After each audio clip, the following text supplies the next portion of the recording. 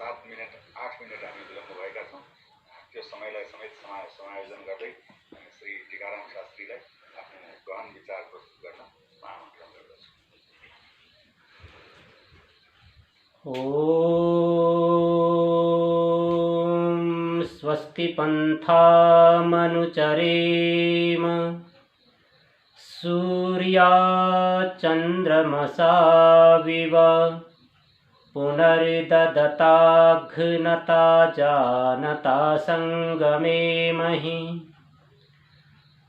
तद्विष्णोः परमं पदं सदा पश्यन्ति सूरयः दिवीव चक्षुराततं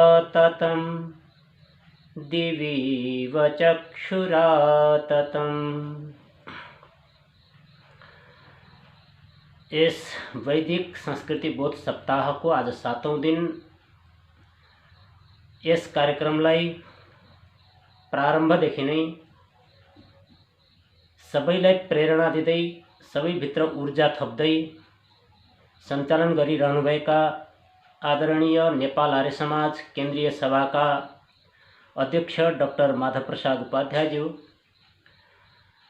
त्यस्तै नेपाल आर्य समाज केन्द्रीय सभाका महासचिव डाक्टर तारानाथ मैनालीज्यू, सम्पूर्ण उपाध्यक्षज्यूहरू, सचिवज्यूहरू र कार्यसमितिका सदस्यज्यूहरू लगायत यस जुमको सत्सङ्गमा उपस्थित हुनुभएका सम्पूर्ण विद्वज्जन,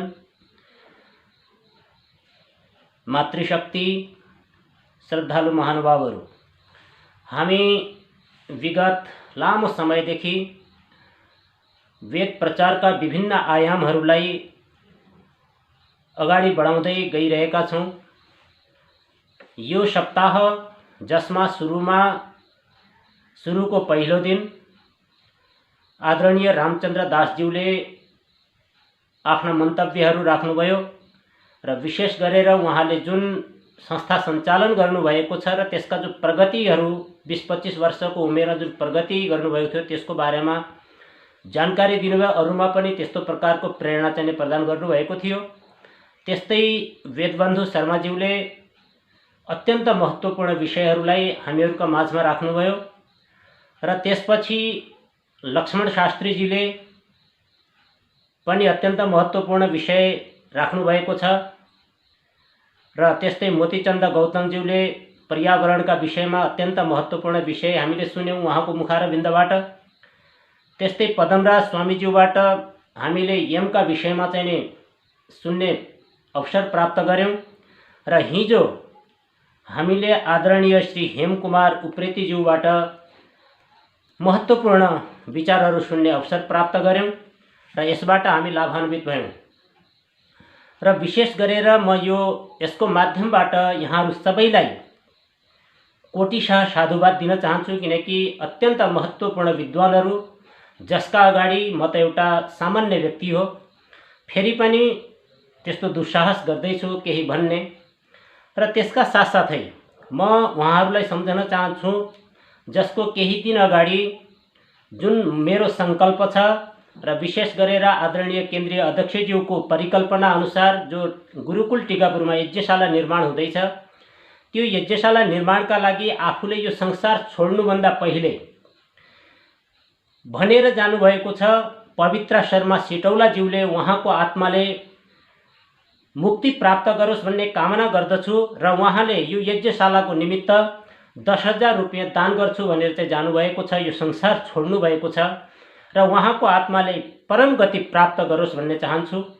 र त्यसरी नै यही यज्ञशालाका लागि यहाँ उपस्थित हुनुहुन्छ आदरणीय व्यक्तित्व चेतनाथ घिमिरेज्यूले 2 लाख रुपियाँ सहयोग गर्ने वचन दिनुभएको छ।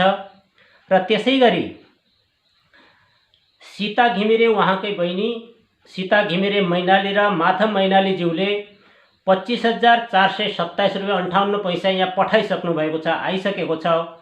र त्यसै गरी हेमकुमार उप्रेतीज्यूले पनि 16,000 रुपियाँ पठाउने वचन दिनुभएको छ र उहाँले माध्यम अस्ति नै मलाई चाहिँ एउटा माध्यम चाहिँ इन्टरनेट माध्यम दिनुहोस् भन्नुभएको थियो, मैले त्यो दिन सकेको छैन।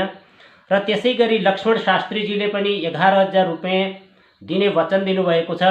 र त्यसै गरी यहाँ उपस्थित हुनुहुन्छ आदरणीय काशीराम खनालज्यू, उहाँका भाइ मदनराज खनालज्यूले यज्ञशाला निर्माणका लागि 51,000 रुपियाँ दिने वचन दिनुभएको छ।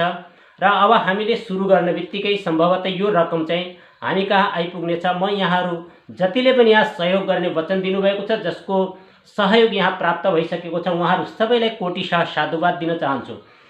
र अब म केही विचारहरू राख्न गइरहेको छु। समय धेरै गइसकेको हुनाले म धेरै भूमिका बाँध्दिनँ। र वैदिक संस्कृतिका विषयमा हामी 7 दिनदेखि सुनिरहेका छौँ। र वैदिक संस्कृति के हो, वैदिक संस्कृतिभित्र कुन कुन कुराहरू चाहिँ आउँदछन्, यी यावत कुराहरू हामी सुन्दै आएका छौँ। वैदिक संस्कृतिभित्र सम्पूर्ण कुराहरू जो ब्रह्माण्डमा रहेका जति पनि कुराहरू छन् ती सबैसँग उसको सम्बन्ध रहेको, वैदिक संस्कृतिसँग सम्बन्ध रहेको विचारलाई हामीले सुनिरहेका छौँ। र वैदिक सनातन धर्म तथा वैदिक संस्कृतिका मूल आधार 4 वेद हुन्, हामी सबैलाई थाहा छ। ऋग्वेद, यजुर्वेद, सामवेद र अथर्ववेद। यी 4 वेदको जुन शिक्षा छ र 4 वेदले दिएको जुन शिक्षालाई आत्मसात गरेर त्यो अनुसारको आफ्नो जीवन बनाउनुलाई वैदिक संस्कृतिको रूपमा लिन सकिन्छ। र यो संसारमा अनेकौं संस्कृतिहरू आए, कति लोप भएर गए। संसारका समृद्धशाली संस्कृतिहरूमा जस्तो युनान संस्कृति, माया संस्कृति, रोम संस्कृति, यिनीहरूका नाम विशेष गरेर आउँछन्। तर यी आज सम्पूर्ण चाहिँ लोप भइसकेका छन्। र यी संस्कृतिहरू विभिन्न समयमा विभिन्न प्रकारका सम्प्रदायवादीहरूका कारणले गर्दा यी संस्कृतिहरू लोप भएको कुरा हामीहरूका अगाडि छर्लङ्गै छ। तर जुन वैदिक संस्कृति छ, वैदिक संस्कृति कुनै हिजो आज जन्मेको होइन, कुनै 2000-4000 वर्षभित्र जन्मेको पनि होइन। र हामीले जान्ने गरेका छौँ, बुझ्ने गरेका छौँ, करिब करिब 2 अरब वर्ष पुरानो संस्कृति वैदिक संस्कृति हो। त्यो वैदिक संस्कृतिभित्र लुकेका जो महत्त्वपूर्ण कुराहरू छन् ती कुराहरूलाई हामीले हाम्रो जीवनमा कसरी धारण गर्न सक्दछौँ, त्यसको बोध कसरी गर्न सक्दछौँ भन्ने विषयमा हामी चर्चा सुनिरहेका छौँ। र हिजो अस्ति पनि तिनै विषयमा हामीले चर्चा सुन्यौँ। र जो ऋग्वेद, यजुर्वेद, सामवेद र अथर्ववेद छन्, यी सृष्टिको आदिमा अथवा आजभन्दा 2 अरब वर्ष पहिला पुण्यात्मा ऋषिहरूलाई प्राप्त भएर उहाँहरूको प्रेरणा, उहाँहरूको कृपा, उहाँहरूको उपदेशले हामीले ती कुराहरूलाई प्राप्त गर्यौँ। र जो ऋषि महर्षिहरूले अनेकौं ग्रन्थहरूको रचना गर्नुभयो, जस्तो 4 वेद पछि हामी मनुस्मृतिलाई पनि लिन सक्दछौँ। जुन मनुस्मृति सृष्टिको आदिमा ब्रह्मा ऋषि भए, जो मनुष्यको मैथुनी सृष्टि भइसकेपछि मैथुनी सृष्टिमा ब्रह्मा भए र ब्रह्माका पुत्र विराट, विराटका पुत्र मनु, र तिनै मनुले चाहिँ मनुस्मृति लेख्नुभयो। र त्यो मनुस्मृतिमा मानव समाजका लागि आवश्यक पर्ने जति पनि कुराहरू छन् ती सबै समाहित छन्। चाहे त्यो धर्मको कुरा होस्, चाहे सामाजिक व्यवस्थाको कुरा होस्, चाहे राजनीतिको कुरा होस्, जति पनि कुराहरू छन्, दण्ड व्यवस्था, न्याय व्यवस्थाका जति पनि कुराहरू हुन् ती सबै कुराहरू मनुस्मृतिमा समाहित छन्। महर्षि मनुले ती सबै कुराहरू मनुस्मृतिमा चाहिँ लेख्नु भएको छ। र त्यसै गरी विभिन्न ऋषिहरूले उपनिषदहरूको रचना गर्नुभयो। र विशेष गरेर हामीहरूले 11वटा उपनिषदलाई प्रामाणिक उपनिषद मान्ने गर्दछौँ। आज संसारमा हामी धेरै प्रकारका उपनिषदहरू प्राप्त गर्न सक्दछौँ, छन् पनि। र विशेष गरेर जो 11वटा उपनिषद, ईशोपनिषद, केनोपनिषद, कठोपनिषद, प्रश्नोपनिषद, मुण्डकोपनिषद, माण्डुक्योपनिषद, ऐतरेयोपनिषद, तैत्तिरीयोपनिषद, छान्दोग्योपनिषद, बृहदारण्योपनिषद र श्वेताश्वरोपनिषद गरी यी 11वटा उपनिषदहरू हाम्रा अगाडि छन्। र यी 11वटा जो उपनिषदहरू छन् यसमा विशेष गरेर आत्मा र परमात्माका सम्बन्धमा ज्ञान दिएको छ। आत्मा के हो अनि परमात्मा के हो। जबसम्म हामी आत्मालाई चिन्दैनौँ तबसम्म हामी परमात्मालाई पनि चिन्न सक्दैनौँ। परमात्मालाई जान्नका निमित्त पहिला आफूलाई जान्न पर्ने हुन्छ, आफ्नो आत्मालाई जान्न पर्ने हुन्छ, जुन यो शरीर रूपी घरमा बसिरहेको छ, जसको आधारले यो शरीर, भौतिक शरीर जो पञ्चतत्वले बनेको छ, यसले कर्म गर्न चाहिँ सकिरहेको छ। त्यसै गरी जो वाल्मीकि रामायणलाई हामी चाहिँ विशेष गरेर ऋषि महर्षिहरूद्वारा प्रणीत मान्दछौँ र यसमा पनि धेरै कुराहरू वैदिक संस्कृतिको एउटा ग्रन्थको रूपमा यसलाई लिन सकिन्छ। यो हाम्रो गौरवमय इतिहासको ग्रन्थ हो। र जसमा धेरै ज्ञान परिपूर्ण छ, धेरै ज्ञानले भरिएको छ। विशेष गरेर यसमा चाहिँ नि भगवान श्रीरामको आदर्श अनुकरणीय जीवन हाम्रा अगाडि उपस्थित छ।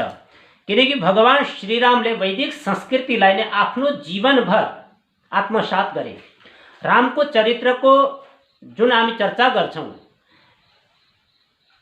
जसमा कुनै प्रकारको दुविधा हुँदैन अथवा दुःख र सुखलाई जसले जितिसकेका थिए, त्यस्ता मर्यादा पुरुषोत्तम श्रीरामको सम्पूर्ण चरित्र र भगवान श्रीरामले आफ्नो जीवनमा गरेका यावत कुराहरू जो चाहिँ वनवास र राज्यमा कुनै प्रकारको भेद नदेख्ने मर्यादा भगवान श्रीराममा थियो र त्यो सबै कुराहरू वाल्मीकि रामायणमा लेखिएको छ। र त्यसै गरी महाभारत पनि ऐतिहासिक ग्रन्थ हो। यसमा भगवान श्री कृष्णको विवेकपूर्ण तथा नीतिमत्ताको ज्ञानले भरिएको छ। किनकि भगवान श्री कृष्णले महाभारतमा जुन कर्महरू गर्नुभएको छ, जुन विवेकको चाहिने परिचय दिनुभएको छ र जहाँ नीतिमत्ताको ज्ञान दिनुभएको छ, त्यो अन्त पाइँदैन। त्यसैले हाम्रा लागि मार्गदर्शन यी ग्रन्थहरूले गराउँदछन् र वैदिक संस्कृतिमा वैदिक सनातन धर्मको आधारमा ईश्वरका विषयमा चिन्तन छ, समाजको विषयमा चिन्तन छ र जुन अनेकौं जो प्राणीहरू छन् यो संसारमा, यो पृथ्वीमा, स्थल चर, जलचर, नभचर जति पनि प्राणीहरू छन्, ती सबै प्राणीहरूको व्यवस्था के हो, तिनीहरूको उत्पत्ति कसरी हो, यी सबै कुराहरू चाहिँ वैदिक संस्कृतिभित्र आउँदछन् र वैदिक संस्कृतिमा यी कुराहरूलाई लिएको छ। जस्तो सामान्य तरिकाले हामी चाहिँ ईश्वरका विषयमा चाहिँ वैदिक संस्कृतिमा कसरी चाहिँ लिएको छ भन्ने कुरामा जाने हो भने मुण्डकोपनिषदमा एउटा मन्त्र आउँछ, सर्वे वेदा यत् पदमामनन्ति तपांसि सर्वाणि च यद् वदन्ति यदिच्छन्तो ब्रह्मचर्यं चरन्ति तत्ते पदं संग्रहेण ब्रवीमि ओम इति एतत्। मुण्डकोपनिषदमा यसमा जस्तै सबै वेद जुन परम पदको वर्णन गर्दछन्, सर्वे वेदा यत् पदमा मनन्ति, सबै वेद अथवा चारै वेदले जुन पदको वर्णन गर्दछन्, जसलाई जान्नका लागि सबै तप गरिन्छ। तपको विषयमा हामी हिजो सुन्दै थियौं अस्ति। र तप के हो? जस्तो महर्षि पतञ्जलिले भने अनुसार तपो द्वन्द्व सहनम, आफ्ना जो सद उद्देश्यहरू छन्, आफ्ना सद उद्देश्यहरूलाई पूर्ति गर्नका लागि अथवा त्यसलाई प्राप्त गर्नको निमित्त ती सद उद्देश्यमा आउने जति पनि बाधाहरू छन्, चाहे सुख होस् चाहे दुःख होस्, त्यसबाट नआत्तिएर त्यसलाई पूरा गर्नको निमित्त निरन्तर कर्म गरिरहनु, पुरुषार्थ गरिरहनु नै तपस्या हो भनेर भनिएको छ।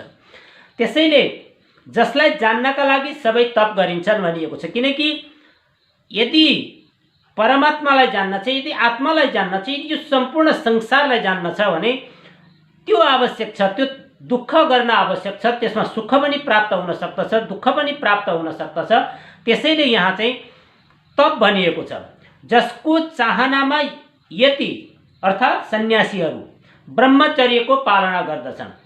किनकि जो 5 प्रकारका यमहरू थिए त्यसमा हामीले सुनेका छौँ, थोरै सुने पनि ब्रह्मचर्यको विषयमा सुनेका छौँ। त्यसैले यहाँ चाहिँ जसको यतिहरू यानी सन्यासीहरू ब्रह्मचर्यको पालना गर्दछन्, जसलाई जान्नका लागि त्यो पद संक्षेपमा के हो त भन्दा त्यो पद हो ओम। त्यसैले परमात्माको मुख्य नाम ओम हो भनेर यो कठोपनिषदमा चाहिँ भनिएको छ। त्यसले ईश्वर कस्तो छ त भन्दा सूक्ष्म छ तथा सर्वत्र छ। किनकि धेरै जसोले चाहिँ परमात्मालाई सर्वव्यापक मान्दैनन्। कतिपय सम्प्रदायहरू यस्ता छन्, कुनै निश्चित व्यक्तिभित्र परमात्मा अवतरित हुन्छ र उसले अरू मनुष्यहरूको कल्याण गर्छ भन्ने चाहिँ उपदेश दिन्छन्। तर वैदिक संस्कृतिमा त्यसलाई कुनै पनि स्थान छैन। वैदिक संस्कृतिमा परमात्मा त्यति सूक्ष्म छ र ऊ सर्वत्र व्यापक छ, ऊ नभएको कुनै ठाउँ छैन। त्यसैले परमात्माको हामी कुनै ठाउँमा आवाहन पनि गर्न सक्दैनौँ र परमात्मालाई विसर्जन गरेर कहीँ पठाउन पनि सक्दैनौँ। पठाउने त्यसलाई जो हो एक ठाउँबाट अर्को ठाउँ जान्छ। बोलाउने त्यसलाई जो सर्वत्र छैन, कुनै निश्चित ठाउँमा छ, त्यसलाई मात्र हामी बोलाउन सक्दछौँ। त्यसैले त्यो परमात्मालाई न त हामी आवाहन गरेर बोलाउन सक्दछौँ, न उसलाई विसर्जन गर्न सक्दछौँ। मात्र जान्न पर्ने के हो भने त्यो परमात्मा सर्वत्र छ, ऊ कहीँ पनि खाली छैन। जब यो भाव हामीमा आउँछ, वैदिक संस्कृतिका यी मूलभूत मान्यतालाई जब हामी आत्मसात गर्न सक्दछौँ, अनि मात्र हामी त्यो परमात्मामा पूर्ण विश्वास गर्न सक्दछौँ र परमात्माका नाममा अन्य कुनै पनि जो कर्महरू हामी गर्दछौँ त्यो हामी गर्दैनौँ। हामी भजन सुनिरहेका थियौँ कि मन्दिरमा अनेक प्रकारका पशुहरूलाई मारेर रगत बगाइरहेका कुराहरू भजनमा कति राम्रा सुन्दर शब्दहरू चाहिँ आइरहेका थिए। त्यसैले जुन परमात्मा छ उसलाई त कुनै चिजको आवश्यकता छैन, जो सर्वव्यापक छ, सबैभित्र छ, जो कहीँ पनि खाली छैन। त्यो परमात्मालाई न कुनै रगतको आवश्यकता छ, न कुनै अन्नको आवश्यकता छ, किनकि ऊ त सबैलाई दिन्छ। हामी सबै उसैको सहाराले बाँचेका छौँ, उसैको कृपाले हामी संसारमा अनेकौं प्रकारका कर्महरू गरिरहेका छौँ। त दाता हो। त्यसैले दाता अथवा जो सर्व जसलाई कहिले भोक लाग्दैन, जसलाई कहिले निद्रा लाग्दैन, त्यस्तो परमात्मालाई जसको कुनै शरीर छैन, भोग, तिर्खा, निद्रा, सुख, दुःख यी विकारहरू कसका हुन्? यी त शरीरका हुन्। त्यसैले परमात्माले शरीर धारण गर्दैन भन्ने कुरालाई चाहिँ यसले प्रश्न गर्छ कि ईश्वर सूक्ष्म छ र सर्वत्र व्यापक छ। र त्यसै गरी अगाडि कठोपनिषदका ऋषिले यही विषयमा अझ सम्झाउनु भएको छ। एष सर्वेषु भूतेषु गूढोत्मान प्रकाशते दृश्यते त्वग्रिया बुद्ध्या सूक्ष्मया सूक्ष्मदर्शिभिः। त्यो परमात्मा सबै प्राणीहरू र अप्राणीहरूमा लुकेर बसेको छ। जो प्राणी छन्, जो चेतनशील प्राणीहरू छन्, तिनीहरूमा पनि त्यही परमात्मा लुकेर बसेको छ। जो अचेतन पदार्थहरू छन् यो संसारमा, ती अचेतन पदार्थहरूमा पनि उही परमात्मा लुकेर रहेको छ। तर फरक यति हो, ईश्वर सर्वत्र व्यापक भएर पनि हामी सर्वत्र व्यापक हुँदैनौँ। त्यसैले ईश्वरलाई आफैभित्र खोज्नुपर्छ भन्ने हो। किनकि जहाँ आत्मा छ त्यही परमात्मालाई हामी प्राप्त गर्न सक्दछौँ, जहाँ आत्मा छैन त्यहाँ परमात्मालाई हामी प्राप्त गर्न सक्दैनौँ। सर्वत्र व्यापक भएर पनि हाम्रो आत्मा सर्वत्र व्यापक नहुने हुनाले हामी आफैभित्र परमात्मालाई खोज्न पर्ने हुन्छ प्रत्येकले। त्यसैले सूक्ष्म दृष्टि भएकाहरू आफ्नो तीव्र र सूक्ष्म बुद्धिद्वारा त्यो परमात्मालाई जान्दछन्। र जसमा ती कुराहरू छैन, सूक्ष्म दृष्टि छैन, जसले स्थूल वस्तुलाई मात्रै देखिरहेको छ, उसका लागि ईश्वर धेरै टाढा हुन सक्दछ। उसले ईश्वरलाई नजान्न सक्दछ। ईशोपनिषद अनुसार तदे जति तन्नै जति तद्दूरे तद्वन्तिके भनेर जो ईशोपनिषदमा भनिएको छ, यजुर्वेदको 40औं अध्यायमा जुन कुरा भनिएको छ, यसमा जसले परमात्मालाई जान्दछन् अर्थात् जसले परमात्मालाई जान्ने प्रयत्न गर्दछन्, उसका लागि त्यो परमात्मा अत्यन्त नजिक छ, टाढा छैन। उसका लागि खोज्न कहीँ टाढा जान पर्दैन। र जसले उसलाई जान्दैन उस संसारमा भट्किरहन्छ, संसारमा खोजिरहन्छ। त्यसैले उसले कहिल्यै पनि उसलाई प्राप्त गर्न सक्दैन। जबसम्म कुनै पनि पुत्रले आफ्नो पिताको परिचय राम्रोसँग पाउँदैन, तबसम्म पिताको प्रेमलाई पनि प्राप्त गर्न सक्दैन। त्यसैले पुत्रका लागि आवश्यक छ कि मेरो पिता को हो भनेर जान्न आवश्यक छ, अनि उसको पिताप्रति श्रद्धा र पिताको प्रेम, पिताको माया उसलाई प्राप्त हुन्छ। ठीक त्यसै गरी परमात्मा हामी सबैको पिता हो। जबसम्म हामी त्यो पितालाई जान्ने प्रयत्न गर्दैनौँ, त्यो पितालाई जान्दैनौँ, तबसम्म सायद हामी त्यो परमात्मालाई चाहिँ जान्न सक्दैन र उसको कृपा हामीलाई प्राप्त हुन सक्दैन। त्यसैले वैदिक संस्कृतिको आधारमा यो ईश्वरको स्वरूपलाई चाहिँ दर्शाएको छ। त्यस्तै गरेर वैदिक संस्कृतिमा हामीले गत सप्ताह पुरा केवल पञ्चमहायज्ञभित्रको ब्रह्मयज्ञ माथिको चिन्तन सुन्यौँ। प्रत्येक मन्त्रको, प्रत्येक शब्दको अर्थलाई बुझ्ने प्रयत्न गऱ्यौँ। र वैदिक संस्कृतिका आधारमा पञ्चमहायज्ञ पर्दछन्, जसको बारेमा हामीले व्यापक सुनेका छौँ। 7 दिनसम्म त्यसैको चर्चा सुन्यौँ, हामीले थाहा छ, हामीले त्यसमा धेरै कुरा बुझ्यौँ होला। त्यति हुँदाहुँदै पनि जबसम्म वैदिक संस्कृतिका मूलभूत आधारहरू पञ्चमहायज्ञ हामी गर्दैनौँ, तबसम्म हामी वैदिक संस्कृतिबाट टाढा नै हुन्छौँ। किनकि जुन शिक्षा वेदले हामीलाई दिएको छ, जुन आदेश जुन उपदेश परमात्माले वेदको माध्यमबाट हामीलाई दिएको छ त्यसलाई पालना गर्नु हामी मनुष्यको कर्तव्य हो। त्यसैले वैदिक संस्कृतिको आधार पञ्चमहायज्ञ हुन्। त्यसमा सन्ध्या अर्थात् ब्रह्मयज्ञ हाम्रा लागि अति आवश्यक छ। देवयज्ञ, पितृयज्ञ, बलिवैश्वदेव यज्ञ र अतिथि यज्ञ, यी यज्ञहरू वैदिक संस्कृतिका मूल आधार हुन्। जबसम्म हामी यी गर्दैनौँ तबसम्म हामी वैदिक संस्कृतिका अनुयायी हुन पनि सक्दैनौँ, किनकि परमात्माले जुन आदेश वेदमा दिएको छ त्यो आदेश अनुसार हामीले यसलाई चाहिँ अवलम्बन गर्न पर्ने हुन्छ। त्यसैले भनिएको छ पूर्वाम सन्ध्याम जपन तिष्ठन् नैशम येन व्यपोहति पश्चिमाम तु समासीनो मलम हन्ति दिवाकृतम। जस्तो सन्ध्याका दुईवटा समय हामी सबैलाई थाहा छ, रात र दिनको सन्धि बेला, बिहान र साँझ, यो दुई समयमा हामीले चाहिँ सन्ध्या गर्नुपर्छ।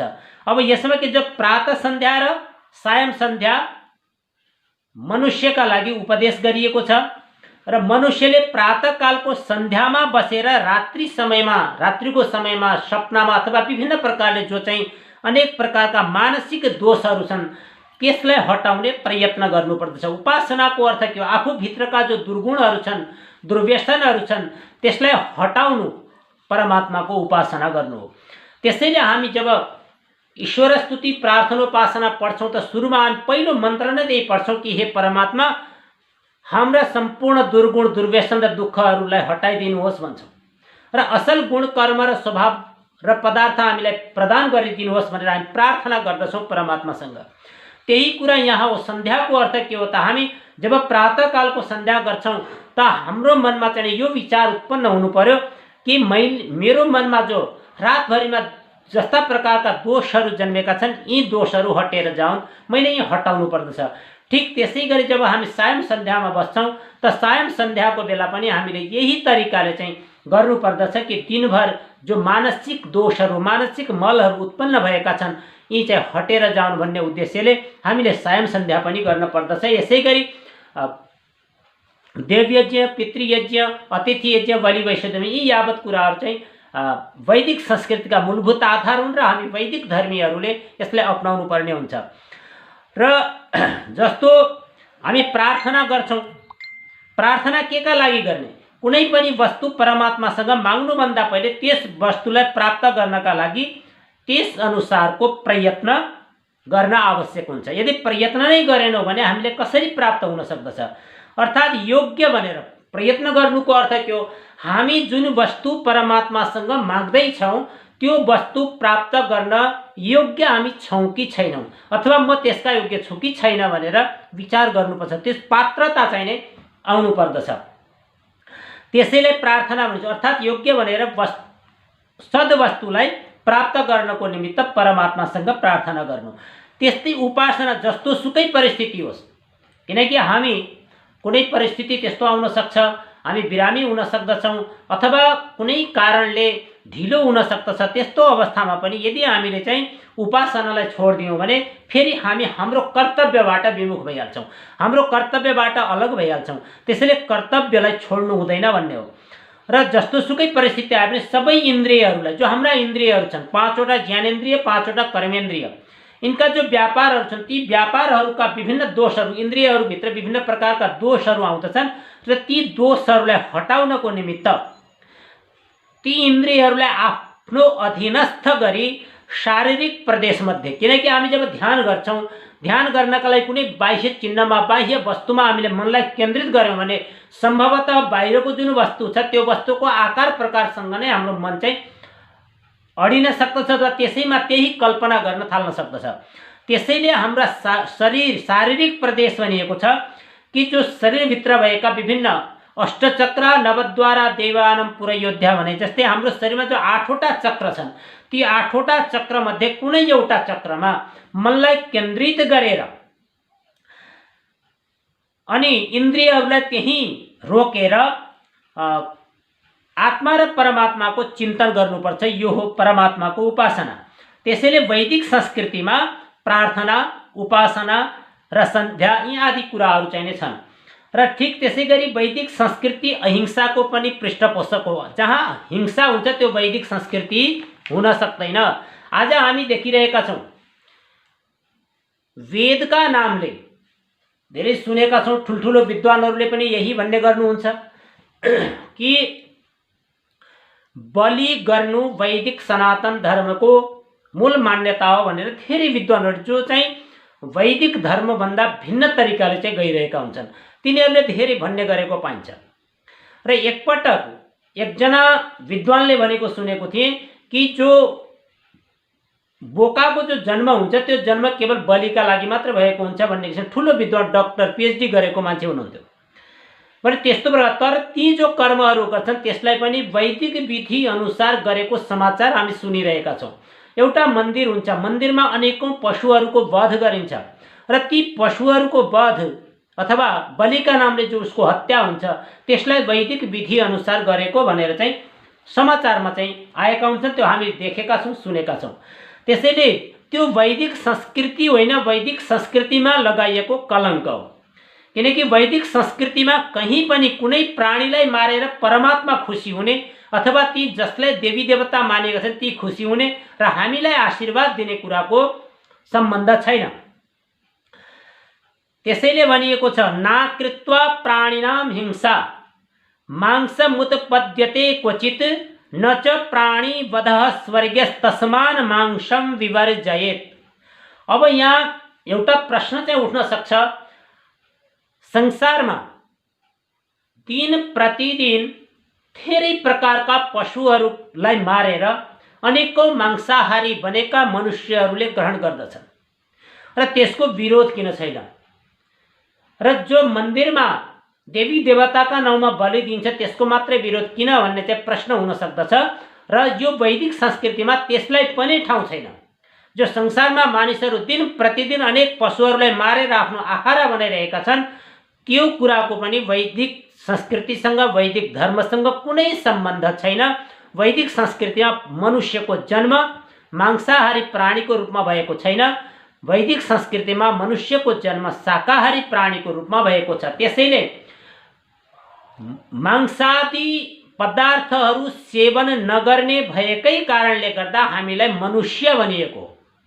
तर पनि हामीले आफ्नो जो मनुष्य धर्म छ, मनुष्यका जो कर्तव्य छन् तिनलाई बिर्सेर हामी ती कर्महरू गर्न थाल्यौँ, ती अभक्ष्य पदार्थहरूलाई ग्रहण गर्न थाल्यौँ, भक्षण गर्न थाल्यौँ। त्यसैले यहाँ भनेको छ नाकृत्वा प्राणिनाम हिंसा, प्राणीहरूको हिंसा नगरिकन कहिल्यै मासु प्राप्त हुँदैन, हुनै सक्दैन। यदि मांसाहारीले म प्राणीलाई चाहिँ मार्दैन भन्छ भने चाहिँ त्यो चाहिँ सम्भव भएन। र कतिपय सम्प्रदाय यस्ता छन् आफूले चाहिँ ती प्राणीलाई मार्दैनन्, खसी बोका आदिलाई मारेर खाँदैनन् तर अरूले मारिदिएको चाहिँ खान्छन्। र उनीहरू के भन्छन् भने मरिसकेपछिको खानालाई हिंसा मान्दैनन् र आफूले मार्नु चाहिँ हिंसा हो भन्ने त्यस्ता प्रकारका सम्प्रदायहरू पनि हाम्रा समाजमा चाहिँ हामी देख्दछौँ। तर यहाँ के भनिँदैछ भने चाहे त्यो अर्कोले मारेको होस् चाहे उसले आफै मारेको होस्, हिंसा चाहिँ हिंसा हो। नाकृत्वा प्राणिनाम हिंसा मांसमुत्पद्यते क्वचित। त्यसैले कुनै पनि प्राणीहरूको हिंसा नगरिकन कहिल्यै मासु प्राप्त हुन सक्दैन। जीवहरूको हत्या गर्नु कदापि सुखदायक हुन सक्दैन, यसकारण मासु खानु हुँदैन। यो वैदिक संस्कृतिको आधार हो। र जस्तो महर्षि मनुले लेख्नु भएको छ, यदि कसैले मैले चाहिँ हत्या गर्दिनँ तर अरूले मारेको मासु चाहिँ ग्रहण गर्दछु भन्छ भने त्यसका लागि महर्षि मनुले अत्यन्त सुन्दर श्लोकमा चाहिँ उपदेश दिनुभएको छ। भन्नुभएको छ अनुमन्ता विशशिता निहन्ता क्रय विक्रयी संस्कर्ता चोपहर्ता च खादकश्चेति घातक। अब यहाँ के छ, अनुमन्ता विशशिता जस्तो पशुहरूलाई मार्नका लागि आज्ञा दिने, पशुलाई काट्ने, पशुहरूलाई मार्ने, पशुहरूलाई मार्नका लागि किन्ने र बेच्ने, मासु पकाउने, मासु पस्किने र मासु खाने यी सबै हत्यारा र महापापी हुन् भनेर महर्षि मनुले आज होइन अरबौं वर्ष करोडौं वर्ष अगाडि चाहिँ त्यो उपदेश हामीलाई दिइसक्नु भएको छ। र यति हुँदा हुँदै पनि जो वैदिक संस्कृतिका आधार ग्रन्थहरू छन् त्यसमा यति उत्तम कुरा हुँदा हुँदै पनि हामीले हाम्रो वैदिक संस्कृति वैदिक सभ्यतालाई त्यागेर जो बीचमा जन्मेका विभिन्न स्वार्थी लम्पटीहरूबाट जन्मेका जो सिद्धान्तहरू छन् त्यसलाई अंगीकार गर्यौं र त्यसलाई अंगीकार गरेका कारणले गर्दा नै हामी पूर्णतः अहिंसावादी बन्न सकेनौं र हिंसामा हामी प्रवृत्त रह्यौं। त्यसैले वैदिक संस्कृतिमा यति मात्र होइन धेरै कुराहरू निषेध गरिएका छन्। आज धेरैले सुरापानको नामले मदिरा सेवन गर्छन्। यद्यपि वैदिक संस्कृतिमा सुरा शब्दको अर्थ मदिरा हुँदैन, यानी रक्सी हुँदैन। सुरा शब्दको अर्थ नै अमृत हो, जसलाई सेवन गर्नाले मनुष्य उन्मत्त हुँदैन। मनुष्यभित्र चाहिँ अनेक प्रकारका आरोग्यता जसले प्रदान गर्दछ, बुद्धिको विकास जसले गर्दछ, त्यसलाई चाहिँ सुरा भनेर सोमरस भनेर चाहिँ मानिएको छ। र यतातिर चाहिँ त्यसलाई सोमरसको रूपले चाहिँ मदिरालाई सेवन गर्नेहरूको कमी छैन। त्यसकारणले गर्दा वैदिक संस्कृतिमा यसलाई चाहिँ निषेध गरिएको छ। यहाँ एउटा प्रसङ्ग के छ भने महाकवि कालिदास चाहिँ बाटोमा गइरहेका थिए र उनको साथमा अथवा उन सँगसँगै एउटी गणिका यानी वेश्या पनि गइरहेकी थिइन् र उनको टाउकोमा एउटा चाहिँ रक्सीले भरिएको भाँडो चाहिँ थियो र एकजना व्यक्तिले सोधे कि तपाईको त्यो टाउकोमा के छ भन्दा उनले चाहिँ उत्तर दिन्छन्। उनले के भनेकी छिन् भने मदः प्रमाद कलहश्च निद्रा बुद्धिर्क्षयो धर्म विपर्ययश्च सुखस्य कन्था दुःखस्य पन्था अष्टौ अनर्था वसन्तीह करके। अब उनले के भन्छन् भने मेरो यो भाँडोमा अथवा जो मेरो टाउकोमा राखेको जो यो भाँडो छ यानी पात्र छ, ये सुरा पात्रमा के छ, एउटा नशा छ जसलाई सेवन गर्यो भने मनुष्य जे पायो त्यो बक्न सुरु गर्दछ। त्यस्तो प्रकारको नशा छ। उसले आफैलाई बिर्सिन्छ, म के बोल्दैछु भन्ने थाहा हुँदैन, त्यस्तो प्रकारको नशा छ। अर्को यसमा आलस्य छ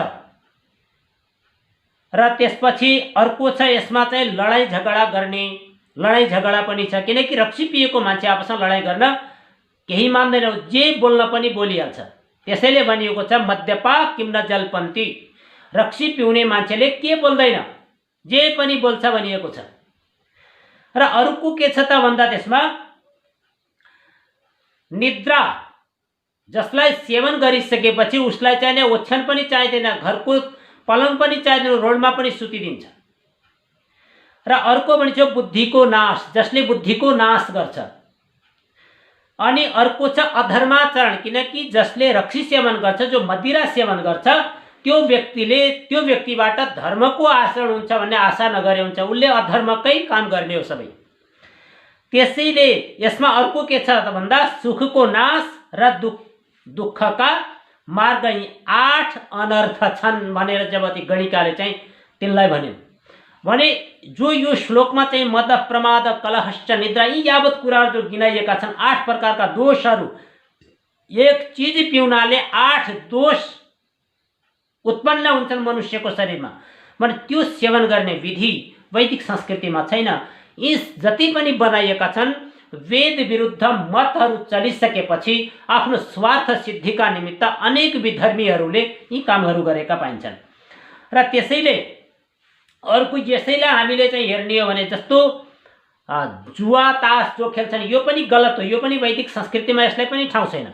यी कुराहरू पनि गर्न हुँदैन भनिएको छ। जस्तो नसस्वो दक्षो वरुण धुतिः सा सुरा मन्युर्विविधको अचित्तिः भनेर चाहिँ ऋग्वेदमा लेखिएको छ।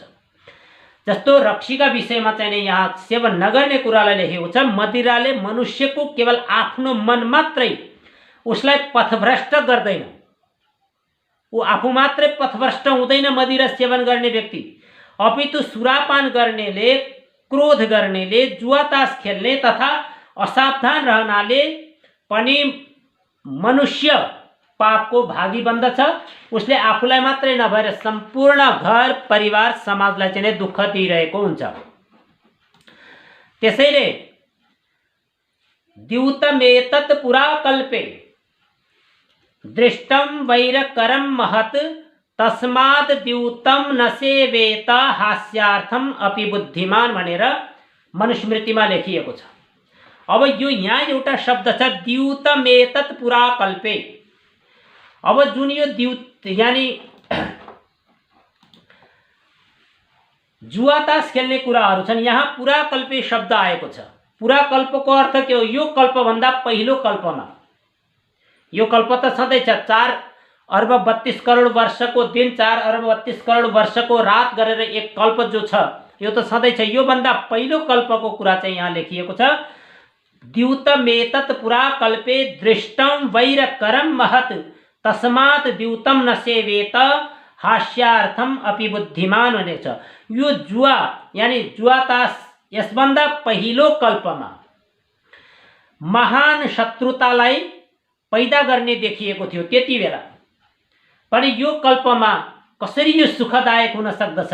यसकारण बुद्धिमान मनुष्यले मनोरञ्जनका लागि पनि जुवा तास खेल्नु हुँदैन भनेर चाहिँ वैदिक संस्कृतिमा हामीलाई यो उपदेश दिएको छ। चाहे मनोरञ्जन नै किन नहोस्, तिहार सुरु भइरहेको छ, यो तिहारमा धेरै जसोले त घरबार पनि हारेका हुन्छन्, त्यति जुवा तास खेलिरहेका हुन्छन्। त्यसैले शास्त्रले जस्तो प्रकारको आदेश दिएको छ त्यो आदेशलाई अक्षरशः पालना गर्नुपर्ने कर्तव्य हुन आउँछ।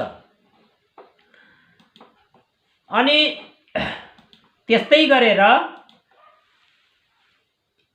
शान्त्या शुद्ध्यन्ते विद्वांसो। अब यी जो दोषहरू मनुष्यहरूभित्र चाहिँ आउँछन्, यी दोषहरू कसरी चाहिँ हट्न सक्दछन् भन्ने विषयमा फेरि लेखिएको छ। शान्त्या शुद्ध्यन्ते विद्वांसो दानेना कार्यकारिणः प्रच्छन्न पापा जप्तेन तपसा वेदवित्तमाः। किनकि पवित्रता आवश्यक छ, सद्व्रतहरू आवश्यक छ, व्रत के हो, तीर्थ के हो, इत्यादि कुराहरू छन्। जस्तो ऋतं तपः, सत्यम तपो, दमस्तप, स्वाध्यायस्तपः भनेर यो तैत्तिरीयोपनिषदमा लेखिएको छ। शुद्ध भाव राख्नु, सत्य मान्नु, सत्य जान्नु, सत्य बोल्नु, सत्य व्यवहार गर्नु र मनलाई नराम्रा मार्गतिर जान नदिनु, वेदादि सत्य शास्त्रहरूलाई पढ्नु पढाउनु नै के हो? वास्तविक तप हो। र यो तपलाई हामीले छोड्यौँ भने हामी वैदिक संस्कृतिबाट विमुख हुन सक्दछौँ। त्यसैले यहाँ तपको विषयमा लेख्यो। त्यस्तै तीर्थका विषयमा हेर्ने हो भने तमाम कुराहरू छन्, हामीले सुनेका छौँ।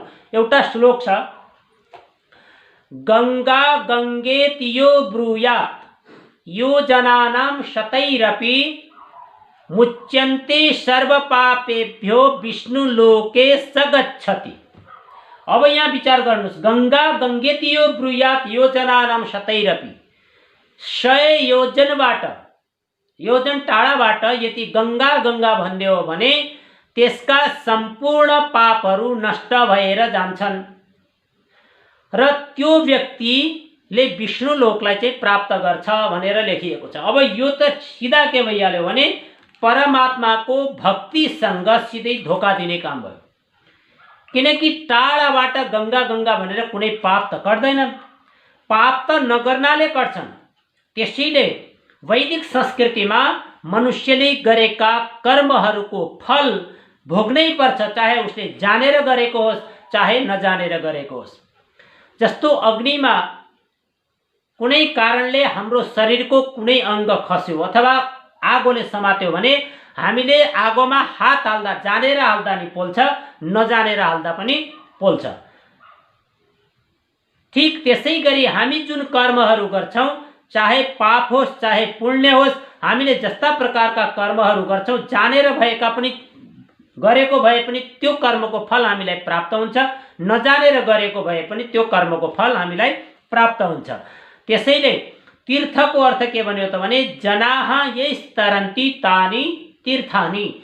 जुन जे गरेर, जस्ता कर्महरू गरेर मनुष्य दुःखादिबाट मुक्त हुन्छ त्यही तीर्थ हो। अर्थात् वेदादि सत्यशास्त्रहरूलाई पढ्नु, सत्सङ्ग सुन्नु, विद्वानहरूको सङ्गत गर्नु, माता पिता आदिको चाहिँ सेवा गर्नु र परोपकार गर्नु नै वास्तवमा तीर्थ हो। यसैबाट मनुष्य दुःखरूपी सागरबाट तर्न सक्दछ।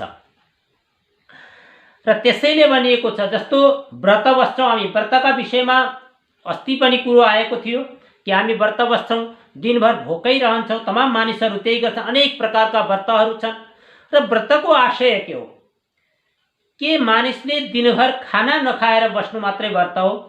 र व्रतको वास्तविक आशय अर्कै छ। त्यसैले वैदिक संस्कृतिमा व्रत केलाई मानेको छ कि मनुष्यले गर्न नहुने कर्मलाई छोडेर मनुष्यले गर्न हुने कर्मलाई स्वीकार गर्नु र ती कर्मलाई आजीवन गर्नु नै वास्तवमा व्रत हो। त्यसैले वेदले के भन्यो कि अग्ने व्रतपति व्रतम चरिष्यामि तच्छकेयम तन्मे राध्यताम इदमहमनृतात् सत्यमुपैमि। यदि जुन सत्य स्वरूप परमात्माको छ त्यो सत्य स्वरूपलाई प्राप्त गर्न छ भने हे सत्य धर्मका उपदेशक, किनकि सत्य धर्मको उपदेश हामीलाई परमात्माले नै दिनुभएको छ वेदको माध्यमबाट। त्यसैले वेदको मन्त्रमा भनिएको छ अग्ने व्रतपति, व्रतहरूका पालक परमेश्वर, म असत्यलाई छोडेर सत्यलाई ग्रहण गर्ने व्रत लिन्छु। यही व्रत हो जो असत्य कुराहरू छन् त्यसलाई छोड्ने र सत्य कुराहरू छन् त्यसलाई ग्रहण गर्ने र सदैव आफू जबसम्म यो दुनियाँमा रहन्छ तबसम्म त्यो सत्यलाई धारण गर्नु वास्तवमा व्रत हो। त्यो व्रतलाई नै धारण गर्नुपर्ने हुन्छ। यो वैदिक संस्कृतिको आधार हो। त्यसैले भनिएको छ तपाईँ मलाई यस्तो सामर्थ्य दिनुहोस् कि मेरो यो व्रत सिद्ध होस्, अर्थात् म आफ्नो व्रतलाई पूर्ण गर्न सकूँ भनेर हामी परमात्मासँग प्रार्थना गर्दछौँ। र यसरी वैदिक संस्कृतिमा पवित्रताको पनि र व्रतको पनि तीर्थको पनि तपको पनि यी सबै कुराहरू चाहिँ समावेश छन्। त्यसैले भनिएको क्षान्त्या शुद्ध्यन्ते विद्वांस, विद्वान सहनशीलताले, दुष्टकर्म गर्नेहरू दानले, लुकेर पाप गर्नेहरू पश्चातापले तथा वेदलाई जान्ने वेदानुकूल आचरण गरेर शुद्ध हुन्छ। यी शुद्ध हुने तरिका हुन्छ र गरेका कर्महरू चाहिँ ती जो गलत कर्महरू गरेका थिए त्यसबाट चाहिँ मुक्त भइहाल्यो भन्ने होइन। गरेका कर्महरू जो पाप गरेको छ त्यो पनि भोग्नै पर्छ, जो पुण्य गरेको छ त्यो पनि भोग्नै पर्छ। तर जानिसकेपछि अब मैले यी कर्महरू गरेँ, यी कर्मबाट म पवित्र कसरी हुने, म शुद्ध कसरी हुने भन्दा विद्वान जो हुन्छ, विद्वानले कहिलेकाहीँ चाहिँ त्यस्ता असहनशीलताका कामहरू गर्यो भने ऊ कसरी पवित्र हुन्छ त भन्दा सहनशीलताले। सहनशील भयो भने मात्र ऊ पवित्र हुन सक्दछ। र ठिक त्यसै गरी जसले दुष्ट कर्महरू गर्दछ, दुष्ट कर्म गर्ने व्यक्ति जो दुष्ट कर्म गरेको छ त्यसको फल त उसले प्राप्त गर्छ। तर यदि त्यो दुष्ट कर्म गर्ने व्यक्तिले दान गर्यो भने त्यो दिनबाट चाहिँ नै ती कर्महरूलाई छोडेर ऊ पवित्र हुन सक्दछ। र ठिक त्यसै गरी जो लुकेर पाप गर्छ, किनकि परमात्माबाट त कोही पनि लुक्न सक्दैन। यो हामी सबैले थाहा भएकै कुरा हो कि परमात्मा सर्वत्र व्यापक छ। हाम्रा प्रत्येक कर्महरूलाई परमात्माले हेरिरहनु भएको छ। हामी जे बोल्छौँ त्यो परमात्माले सुन्नु भएको छ, हामी जे गर्छौँ त्यो परमात्माले देख्नु भएको छ। त्यसैले परमात्माबाट लुकेर हामी कुनै पनि कर्म गर्न सक्दैनौँ। र हामीले जस्ता प्रकारका कर्महरू गर्छौँ ती सबै कर्महरूको साक्षी परमात्मा छ र ती कर्मको फल हामीले अवश्य पनि प्राप्त हुन्छ। यो त्यसैले जुन लुकेर पाप गर्ने मान्छे छ ऊ पश्चाताप गरेर पवित्र हुन्छ, किनकि मैले गलत गरेँ, अब म यो गर्दिनँ भन्ने पश्चाताप उसभित्र आयो भने ऊ पवित्र हुन्छ। र जो वेदलाई जान्ने व्यक्तिहरू, जो वेदलाई जान्दछन् र वेदलाई जान्ने र वेदले भनेको मान्ने व्यक्तिहरूले त्यो अनुसारको आचरण गरेर चाहिँ पवित्र हुन्छन्। यदि वेदानुकूल आचरण गर्न सकेन, वेदलाई त जानियो र वेद के हो भन्ने पनि बुझियो, वेदले के भनेको छ भन्ने कुरालाई पनि जानियो, तर वेदानुकूल आचरण चाहिँ हामीले गर्न सकेनौँ भने हामी पवित्र रहन सक्दैनौँ। त्यसैले हामी पवित्र रहनका लागि वेदानुकूल आचरण पनि गर्नुपर्ने हुन्छ। र यी कुराहरू चाहिँ छन्। र त्यस्तै गरेर कोसँग कस्तो प्रकारको व्यवहार गर्ने यी कुराहरू पनि छन्।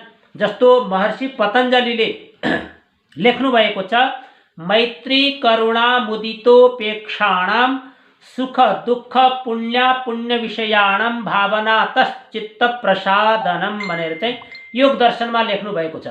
र यसको के हो, जस्तो आफ्नो सामर्थ्य अनुसार जुन सुखी छन् तिनीहरूका प्रति मित्रताको भावना राख्यो र जुन दुखी छन् उनीहरूका प्रति दया दृष्टि राख्नु पर्दछ।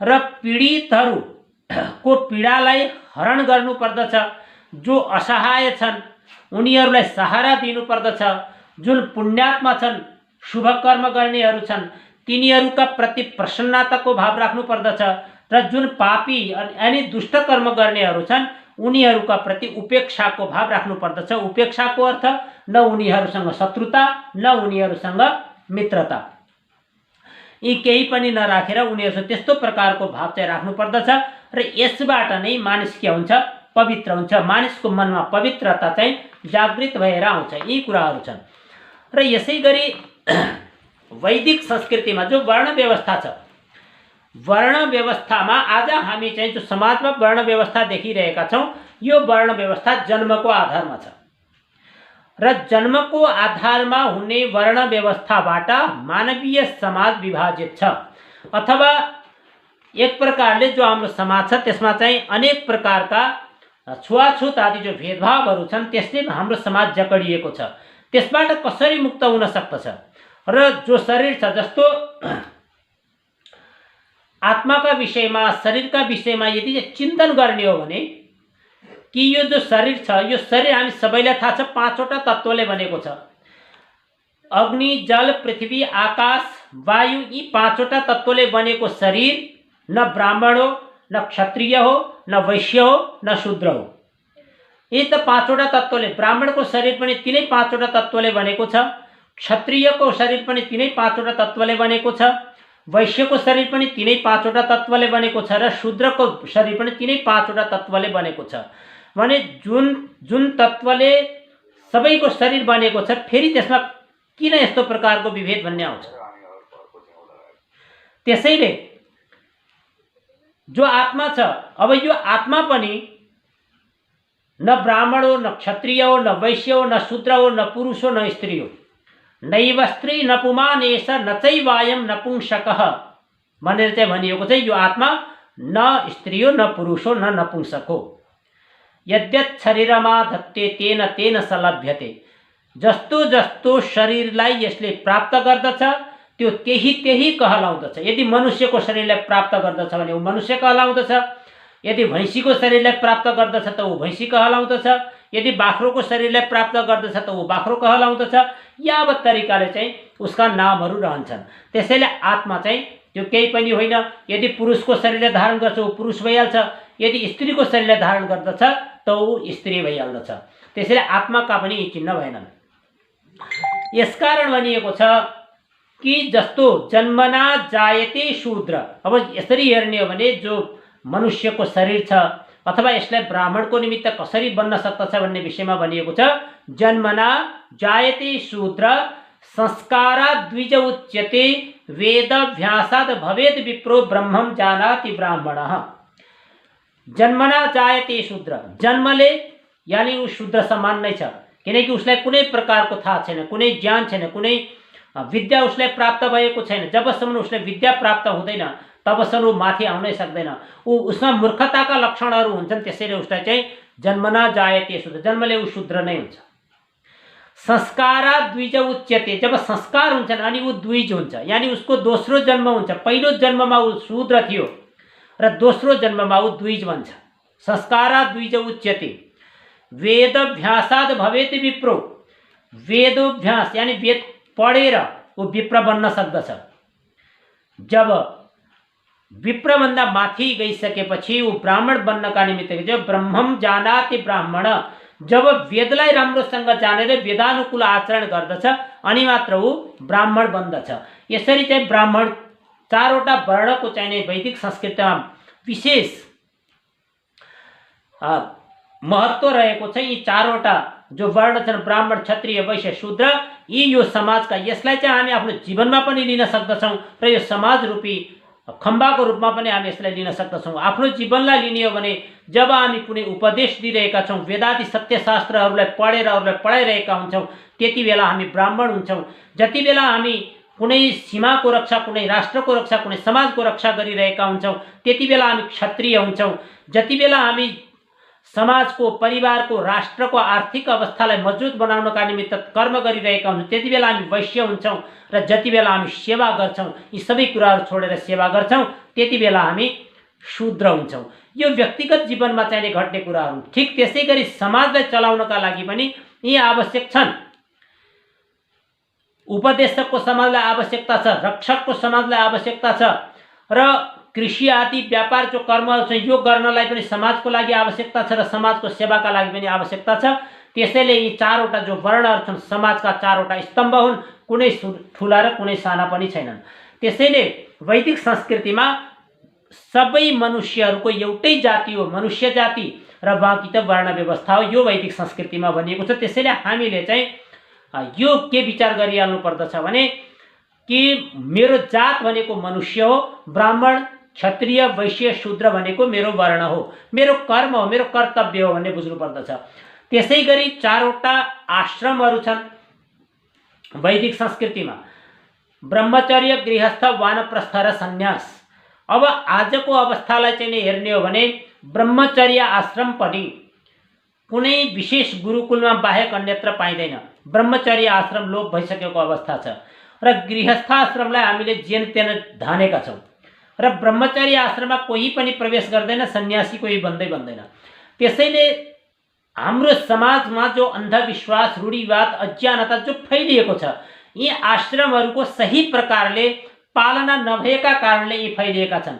समाजमा धर्मान्तरणको चाहिँ बाढी आएको छ, यसै कारणले आएको छ किनकि समाजलाई वेदको वास्तविक स्वरूपलाई हामीले दिन सकेनौँ र हामीले समाजमा त्यसको उपदेश दिन सकेनौँ। वेदको वास्तवमा जुन कुराहरू वेदमा लेखिएका छन् त्यसलाई समाजलाई चाहिँ दर्शाउन सकेनौँ र त्यसमा पनि वेदलाई आरक्षणको रूपमा राखियो, केवल ब्राह्मणले पढ्नुपर्छ, अरूले पढ्न हुँदैन भन्ने किसिमको जो समाजमा प्रचलन आयो। यसले गर्दा पनि यी समस्याहरू चाहिँ आएका छन्।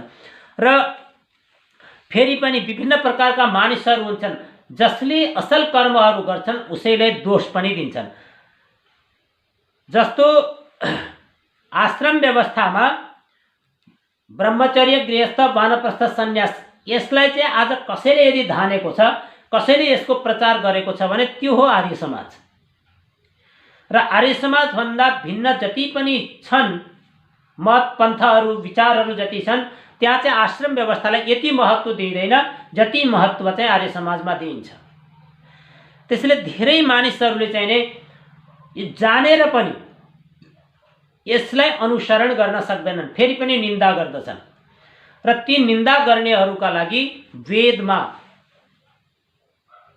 त्यो लोक प्राप्त हुने कुरा चाहिँ लेखिएको छ जहाँ अन्धकारै अन्धकार छ। किनकि सत्यको जहाँ निन्दा हुन्छ, जहाँ सत्कर्मको निन्दा हुन्छ, त्यस्तो ठाउँमा चाहिँ त्यसलाई त्यो प्राप्त हुँदैन। त्यसैले अब अन्तिममा एउटा जस्तो राष्ट्रियताका लागि पनि वेदले चाहिँ वैदिक संस्कृतिमा महत्त्वपूर्ण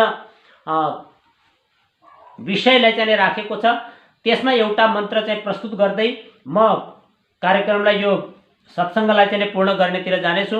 जस्तो अथर्ववेद काण्ड 12 सूक्त 1 मन्त्र 6 मा भनिएको छ, किनकि जबसम्म हामी जुन राष्ट्रमा बस्दछौँ त्यो राष्ट्रमा राष्ट्रप्रति राष्ट्रभक्ति हामीभित्र भएन भने पनि हामी त्यो राष्ट्रमा जन्मिनुको कुनै अर्थ हुँदैन। त्यसैले वेदले हामीलाई राष्ट्रियतालाई पनि सबैभन्दा माथि राखेर हिँड्नु पर्दछ भन्ने कुरालाई चाहिँ निर्देश गरेको छ। र यसमा भनिएको छ विश्वम्भरा वसुधानी प्रतिष्ठा हिरण्यवक्षा जगतो निवेशनी वैश्वानरं बिभ्रति भूमिरग्नि मिन्द्र ऋषभा द्रविणेनो दधातु। अब यहाँ चाहिँ विश्वम्भरा र वैश्वानर अग्निको कुरा छ। वैश्वानरको अर्थ के हो कि वैश्वानर यानी सम्पूर्ण सुखलाई जसले दिन सक्दछ त्यसको चाहिँ चर्चा यहाँ गरिएको छ। र यसमा विशेष गरेर शिक्षा दिन के खोजिएको छ भने कि यसरी भक्तका सुखबाट मातृभूमिको महिमा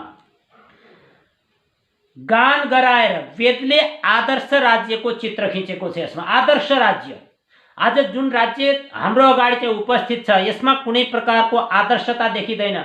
यहाँ के छ, जसले समाजलाई लुटेको छ, जसले देशलाई लुटेको छ, जो समाजमा समाज सेवाको नाममा समाजलाई शोषण गर्ने काम गरिरहेको छ त्यस्तालाई समाजसेवी मानिएको छ। तर यहाँ त्यस्तोलाई समाजसेवी मानिएको छैन। त्यसैले आदर्श राज्यको चित्र खिचिएको छ र यो उपदेश यो मन्त्रमा दिएको छ कि यदि हामी प्रतिष्ठा चाहन्छौँ भने हाम्रो कुनै मातृभूमि अवश्य हुनुपर्दछ, त्यो मातृभूमि हो। यहाँ वेदमा कुनै देश विशेषको नाम हुँदैन, तर हामीले यहाँ गर्न के पर्यो, हाम्रो मातृभूमि के हो त भन्दा हाम्रो मातृभूमि हो नेपाल। र यो मातृभूमिप्रति नेपालप्रति हाम्रो चाहिँ श्रद्धा हुनुपर्दछ।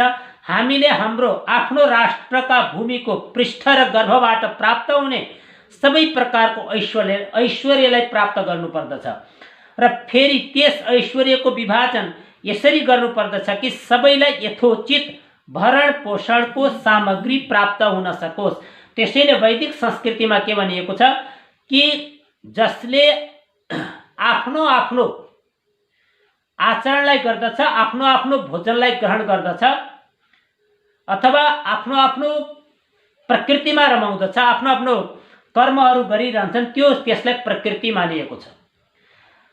र जसले एउटाको भोजनलाई अर्कोले हरण गरेर खान्छ अथवा एउटा प्राणीलाई अर्कोले चाहिने मारेर खान्छन्, त्यसलाई विकृति मानिएको छ। र जसले आपसमा बाँडेर खान्छ त्यसलाई संस्कृति मानिएको छ। यी कुराहरू चाहिँ विशेष गरेर छन्। र राष्ट्रका आदर्शको उन्नतिका लागि राष्ट्रका मानिसहरूले वैश्वानर अग्निको उपासना गर्नुपर्दछ भनिएको छ। र त्यो वैश्वानर अग्नि के हो त भन्दा जसले सम्पूर्ण मनुष्यहरूलाई सुख दिन्छ, त्यो अग्निको उपासना गर्नुपर्दछ।